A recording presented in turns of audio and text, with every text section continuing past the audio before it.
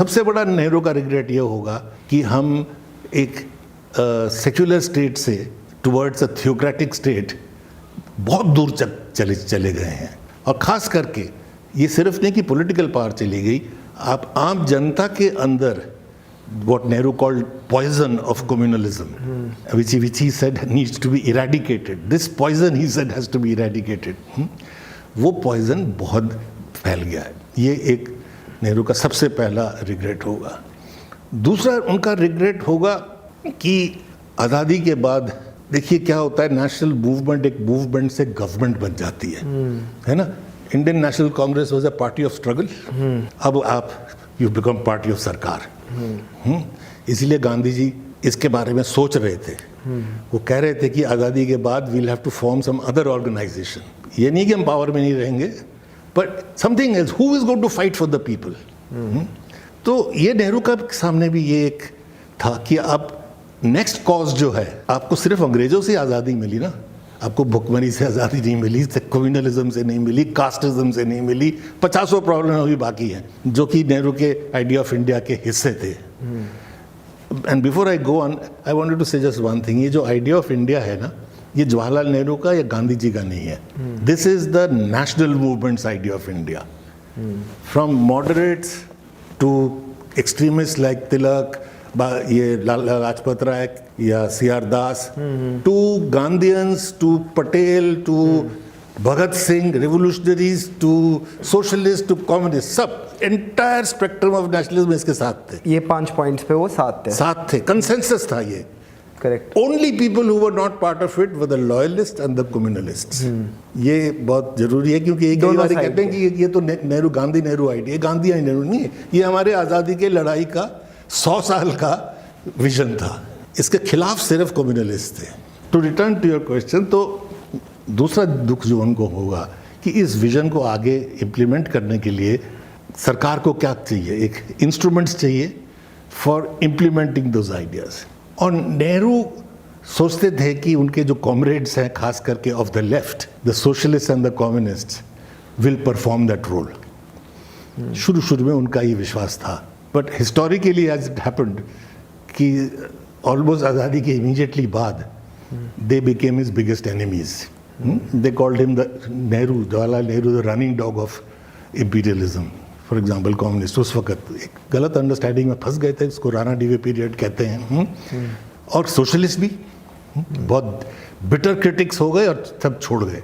क्यों छोड़ा वो भी मैं डिस्कस करना चाहूँगा, क्योंकि वो उनके दिमाग में ये था कि Nehru with so much power, why is he not implementing the most radical ideas. Nehru का कहना था कि apart from my pro poorness and my belief in socialism, I am primarily a democrat. मैं डेमोक्रेसी को नहीं छोड़ूंगा unless I can carry people with me. And Nehru, I want to tell your listeners, was one of the first in the world, along with Gramsci perhaps, in the 1930s, to break out of what is called orthodox Stalin Marxism. Marxism में जो Stalinism ने जो distortions डाले, the oppressiveness, the absence of debate, freedom, Nehru उससे हट गए। उन्होंने कहा कि socialism must be the socialism of 90%. These are exact Nehru's words. That unless you can carry the people with you, there is no socialism. It's not going to be from the top. जबरदस्ती वाला, it's not going to be dictatorship of the proletariat. ये Nehru 30s में कह रहे हैं, जो कि the world accepted later. Euro communist movement 70s 80s में यही बात कह रही थी कि भाई socialist objective must be brought into being through a democratic process, not through violence and force, right? तो Nehru was therefore not willing to do that, and socialist और communist का ये था कि आपको इसी वक्त करना ही है। He said, if I do it, I will be giving up the democratic principle, which was a great thing. That is why अगर आप नेहरू को एनालाइज करें तो उनका one of the biggest successes was कि इंडिपेंडेंस के बाद, जिसको हम नेशनल रेवोल्यूशन कहते हैं हमारे, एक नेहरूवियन कंसेंसस बना from the left to the right, from the Tata Birla plan of the 1945, they went with him. And eventually the communists, the entire spectrum went with him. And we had a peaceful transition after our revolution. First time in the world. ये unique imagination of India था, inclusive, celebrating diversity. This is the second unique thing, that you made the transition to modernity, to democracy without violence. French revolution के बाद violence होता है ज़बरदस्त, Russian revolution के बाद civil war होता है, चाइनीज़ रेवोल्यूशन के बाद सिविल वॉर नहीं होता but massive repression, millions are killed. Indian revolution के बाद एक आदमी भी नहीं मरता है. That's because of Nehru, because he doesn't push the pace, he doesn't push it beyond what the democratic urges of the people are. तो उनका रिग्रेट ये था कि his chief allies deserted him and then he was forced to depend on the bureaucracy.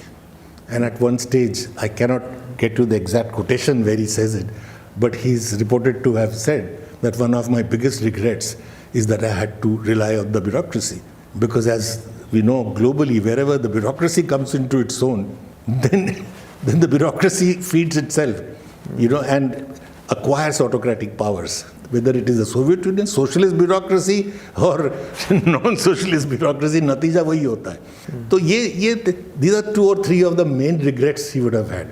Absence of a continuity of a secular tradition, the social democratic tradition getting broken, and the move towards what we would describe as a semi-fascist state.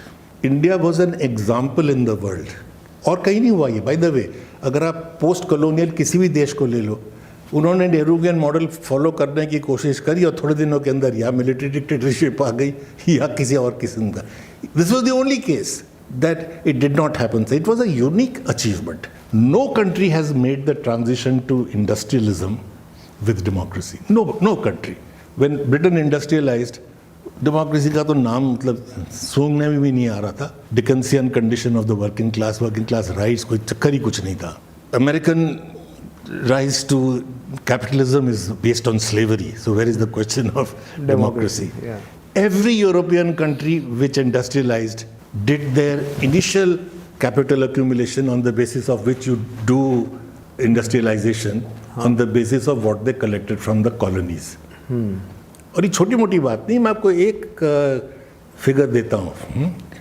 1801 जब Britain सबसे number 1 industrialised country था world में, first country in the world, उस वक्त जो वो invest करता था to be the first industrialised country, 85% of what they invested came from the colonies.